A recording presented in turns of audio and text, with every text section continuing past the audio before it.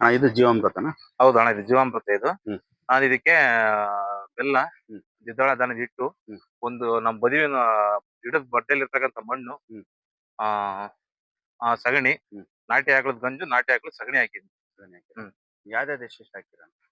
ಇದಕ್ಕೆಲ್ಲ ಒಂದ್ 2 ಕೆಜಿ ಬೆಲ್ಲ, ಒಂದ್ 2 ಕೆಜಿ ದ್ವಿದಳ ಧಾನ್ಯ ಹಿಟ್ಟು, ಹ್ಮ್. ಆಮೇಲೆ ಒಂದು 5 ಲೀಟರ್ ನಾಟಿ ಆಕಳದ ಗಂಜು, ಹ್ಮ್. ಮತ್ತೆ ಒಂದು ಪಟ್ಟಿ ಸಗಣಿ ಹಾಕಿದ್ದೀನಿ. ಎಕ್ಸ್ಟ್ರಾ ಯಾಕಂದ್ರೆ ಮನೆ ಆಕಳ ಇತ್ತಲ್ಲ, ಹ್ಮ್. ಮನೆ ಆಕಳ ಮಾಡ್ಕೊಂಡ್ರೆ ಯಾವ್ದಕ್ ಲಿಮಿಟ್ ಇರಲ್ಲ. ಹ್ಮ್. ಸ್ವಂತಕ್ಕೆ ನಾವೆಲ್ಲ ಕೊಂಡ್ಕೊಂಬರ್ನ ಸ್ವಂತಕ್ಕೆ ಮಾಡ್ಬೋದು. ಹ್ಮ್. ಅದಕ್ಕೆ ನಾನೆಲ್ಲ ಸ್ವಂತಕ್ಕೆ ನನ್ಗೆ ಎಷ್ಟು ಬೇಕೋ ಅಷ್ಟು ಹಾಕೊಂಡಿದ್ದೀನಿ. ಹ್ಮ್. ನೀವು ಮಾಡ್ಬೇಕು, ಮಾಡಕ್ ಆಗಲ್ಲ, ಅದಕ್ಕೆ ಒಂದು ಆಕಳ ಕಟ್ಟಿ ಅಂದ್ರೆ ನಮಗೆ ಲಿಮಿಟ್ ಇಲ್ದಂಗ್ ಮಾಡ್ಬೋದು ಅದು. ಇದು ಎಷ್ಟು ಲೀಟರ್ ಇದೆಯಾ? ಇದು 200 litre drum. 200 litre. 200 litre drum 200 ಗಿಡಕ್ಕೆ ಹಾಕ್ಬೋದು. 200 ಗಿಡಕ್ಕೆ ಹಾಕ್ಬೋದು. ಒಂದ್ ಲೀಟರ್ ಒಂದ್ ಗಿಡಕ್ಕೆ. 1 ಲೀಟರ್ ಒಂದು ಗಿಡ. 200 ಲೀಟರ್ಗೆ. ಎಷ್ಟು ದಿನ ಬಿಡ್ಬೇಕು? ಇದನ್ನ 7 ದಿವಸ ಬಿಡ್ಬೇಕು, ಕಲ್ಗಾಚ್ ಮಾಡ್ಬೇಕು. ಡೈಲಿ 3 ಟೈಮ್ ರೌಂಡ್ ಅಪ್ ಮಾಡ್ಬೇಕು. 7 ದಿವಸ ಆದ್ಮೇಲೆ 8ನೇ ದಿವಸ ಈ ಗಿಡಕ್ಕೆ ಹಾಕ್ಬೇಕು.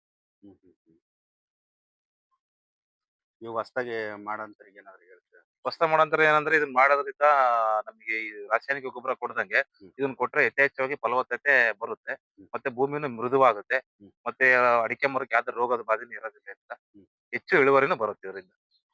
ಎಷ್ಟು ವರ್ಷ ಪೂರ್ತಿನೇ ಸುಮ್ನೆ ಹಾಕ್ತಾನೆ ಇರ್ತೀರಲ್ಲ? ವರ್ಷ ಪೂರ್ತಿ ಏನಿಲ್ಲ. ಈಗ ಮುಂಗಾರೆ ಒಂದ್ ಟೈಮ್ ಹಾಕ್ತೀನಿ, ಮತ್ತೆ ಹಿಂಗಾರೆ ಒಂದ್ ಸ್ವಲ್ಪ ಹಾಕಿದ್ರೆ ಕಾಯಿ ಚೆನ್ನಾಗಿ ಕಟ್ಟಿಗೆ.